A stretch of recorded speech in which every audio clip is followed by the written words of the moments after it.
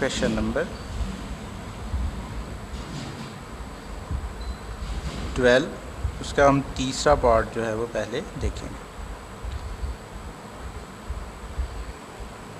तीसरे पार्ट में उसने कुछ प्रूव करने के लिए दिया है। उसने कहा है प्रूव करें कि बी स्क्वायर जो है वो इक्वल होता है C square plus A square minus 2ca cos of beta.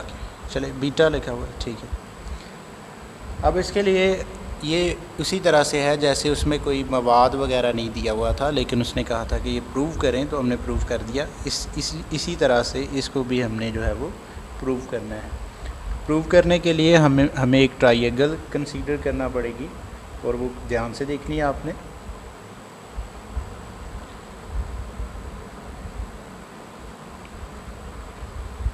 ये एक वेक्टर है,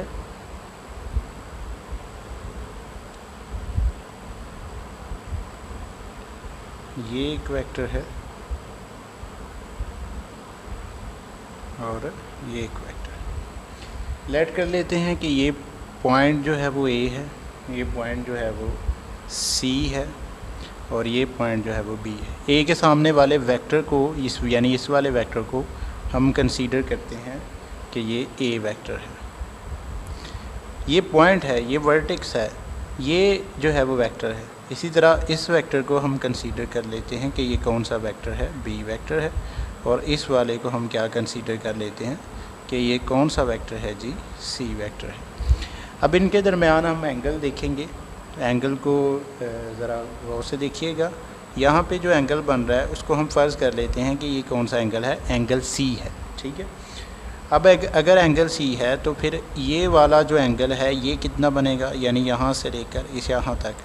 तो आपको पता है कि एक लाइन का टोटल एंगल जो हाफ सर्कल का होता है वो किसके इक्वल होता है, 180 के, या फिर रेडियंस में बात करें तो वो किसके इक्वल होता है, पाई में।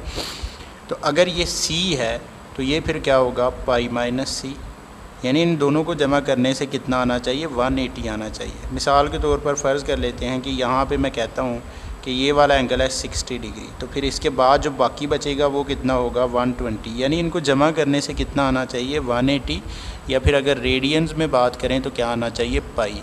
तो अगर फिर एंगल ये वाला जो है वो सी है तो फिर ये क्या होगा, पाई माइनस सी। इन दोनों को जमा करने से कितना आ जाएगा, पाई आ जाएगा, यानी कि 180। अब यहाँ पे अगर बात करें तो इस वेक्टर को अगर हम बढ़ाएं, वेक्टर की डायरेक्शन यही है तो बढ़ाने से ये आएगा। यहाँ पे फ़र्ज़ कर लेते हैं कि एंगल क्या बन रहा है, ए पॉइंट है, तो हम कहेंगे कि ए जो है वो एंगल बन रहा है। तो बराबर यहाँ पे इस तरफ दूसरी तरफ जो है वो क्या बन रहा होगा, पाई माइनस ए। इसी तरह यहाँ पे एंगल बन रहा है जी क्या, बी, और इस वेक्टर को अगर बढ़ा दें क्योंकि इसकी डायरेक्शन यही है, तो यहाँ पे जो एंगल बनेगा वो क्या बनेगा, पाई माइनस बी। अब चूँकि वेक्टर्स जो हैं वो तीनों, ये देखें, ये पहला वेक्टर है, ये दूसरा वेक्टर है, और ये तीसरा वेक्टर है। अगर इन तीनों को वेक्टर्स को अगर हम जमा भी करें तो, अगर इन तीनों वेक्टर्स को हम जमा भी करें तो, फ़र्ज़ करें अब ये जो दिया हुआ है इसके मुताबिक हमें वेक्टर्स को क्या कंसीडर करना पड़ेगा, स्मॉल अल्फ़ाबेट्स में। ये वेक्टर स्मॉल में आ गया, ये भी स्मॉल में, ए को भी स्मॉल ए कंसीडर करना है, बी को भी स्मॉल ए, और सी को भी स्मॉल ए, यानी ये वेक्टर्स हैं, उनको ये कंसीडर करना है। अब चूँकि आप देख रहे हैं कि ये तीनों वेक्टर्स जो हैं वो हेड टू टेल रूल से, यानी पहले के हेड और दूसरे की टेल को पहले के हेड के साथ मिलाया हुआ है, इसी तरह दूसरे के हेड के साथ तीसरे की टेल को मिलाया हुआ है, और यहाँ पे इनका रिजल्टेंट वेक्टर क्या बन रहा है, ज़ीरो, क्योंकि ये क्लोज शेप बना रहे हैं। आपने ये पहले सवाल पढ़ा होगा कि अगर एक वेक्टर्स का सम जो है वो कब ज़ीरो होता है, तो वेक्टर का सम तब ज़ीरो होता है जब वो एक क्लोज शेप बनाते हैं। तो फिर हम यूँ कह सकते हैं कि a प्लस बी प्लस सी, इन तीनों वेक्टर्स का सम किसके इक्वल होगा, ज़ीरो के। अब यहाँ से अगर हम b की वैल्यू निकालना चाहें तो a जो है वो उधर जाके माइनस का a हो जाएगा, और c उधर जा क्या हो जाएगा, माइनस का c। अब ये वेक्टर आ गया जी b, हमने इसकी वैल्यू निकाली है माइनस a और माइनस c। इसके बाद हम इस तरफ आ जाते हैं।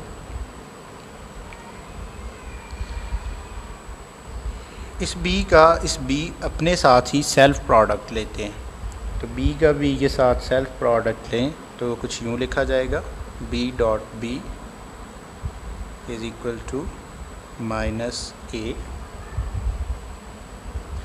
माइनस सी और माइनस ए माइनस सी, यानी इसका अपने साथ ही सेल्फ प्रोडक्ट लिया है। तो इधर भी हमने b की वैल्यू दर्ज कर दी है, मतलब इधर भी b ही लिखना था, दोनों तरफ हमने डॉट प्रोडक्ट लिया है b के साथ, तो इधर भी b ही लिखना था, b की वैल्यू चूँकि ये थी तो इसलिए हमने b के साथ b की जगह पे b की वैल्यू दर्ज कर दी है।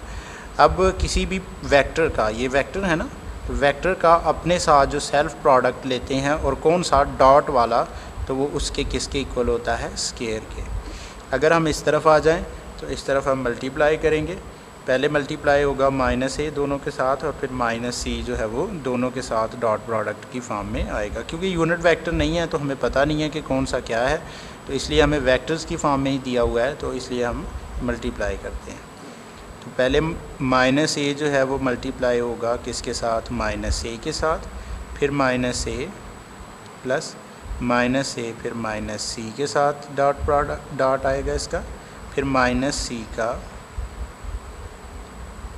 माइनस ए के साथ और फिर माइनस सी का माइनस सी के साथ प्रोडक्ट आएगा। अब यहाँ पे बी स्केयर माइनस ए और माइनस ए, तो माइनस और माइनस तो प्लस हो गया, और किसी का अपने साथ ही डॉट प्रोडक्ट लें तो वो किसके इक्वल होता है, स्केयर के।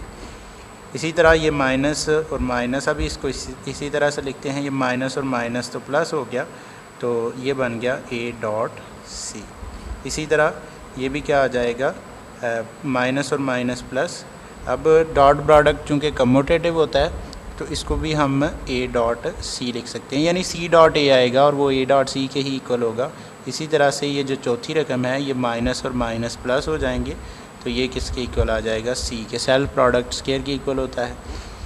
B square is equal to A square, ये क्या बन जाएगा, प्लस 2, एक जैसे हैं, जैसे x प्लस एक्स 2x के इक्वल होता है, वैसे ही ए डॉट सी, और ए डॉट सी जो है वो किसके इक्वल होगा, 2ac के, 2a डॉट सी के plus C square. B square is equal to A square plus 2। अब डॉट प्रोडक्ट में हम इसको क्या लिखते हैं, ए सी, यानी जैसे हमने पहले लिखा था A dot B A B cos theta के इक्वल, इसी तरह ए डॉट सी किसके इक्वल होगा, ए सी कॉस थीटा। अब थीटा से मुराद है इन दोनों के दरमियान एंगल। अब यहाँ पे एक बात गौर करने की है, ये बन रहा है यहाँ पे ये जो ए और सी के दरमियान, तो ये वेक्टर था हमारा ए और ये वेक्टर था हमारा कौन सा, सी वाला, ये वाला सॉरी, ये वेक्टर है हमारा ए और ये वाला क्या है, सी। अब सी और ए के दरमियान में एंगल क्या बन रहा है, पाई माइनस बी, तो यहाँ पे हम क्या लिखेंगे, pi minus B plus C का square. B square is equal to A square plus 2ac। अब ये पाई जो है वो ख़त्म हो जाता है, तो ये आ जाएगा कॉस, यानी ये माइनस बाहर आ जाएगा, minus cos B plus C square, और नेक्स्ट स्टेप में B square is equal to A square minus 2ac cos beta plus C का स्केयर। जो हमने प्रूव करना था वो प्रूव हो गया है। इसी तरह जो चौथा सवाल है उसमें भी यही इसी तरह से प्रूव करना है। भाई बात सिर्फ यही है कि अगर सी स्केयर को प्रूव करना हो तो यहाँ पे सी स्केयर को इस तरफ रहने देना, बाकी दोनों को दूसरी तरफ। अगर ए स्केयर को प्रूव करना हो कि ए स्केयर इन दोनों के बराबर है तो फिर ए स्केयर को इधर रख देना है यहाँ पे, और फिर उसके साथ ही सेल्फ प्रोडक्ट लेना है। ये है हमारा आज का लेक्चर, और नेक्स्ट लेक्चर के बाद इन सवालों के बाद 7.3 जो है वो ख़त्म हो गई है, तो 7.4 करने के लिए हम नेक्स्ट लेक्चर जो है वो लेंगे इंशाल्लाह कल। तो दुआ में याद रखिए, अपना ख्याल रखिए।